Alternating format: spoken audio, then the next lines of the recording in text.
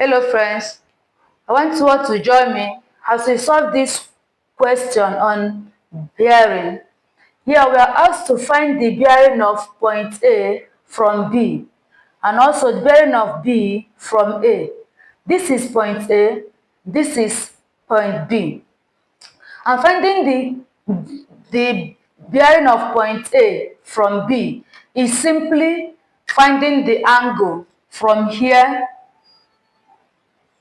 to here. You have to assume that A was here with B. So, and he decided to make a move to this new location. So that angle A made while trying to move from this point B east to this point is what we are asked to find. And again, the bearing of B from A. This is point A. This is point B. You also have to assume that this B was here with A. So he decided to make a move to a new location that is leaving A to this place. So the angle we are to find is simply this angle here, from here to here.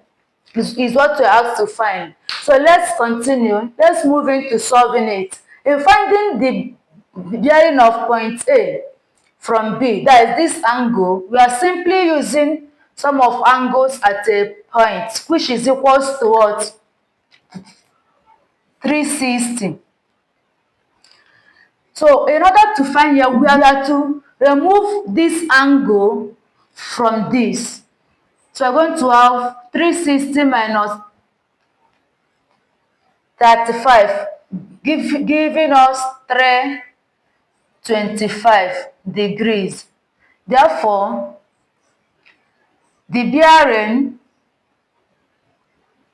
of A from B is equals to 325 degrees. And again, let's find the bearing of B from A. For us to find this angle here, that's what we are to do.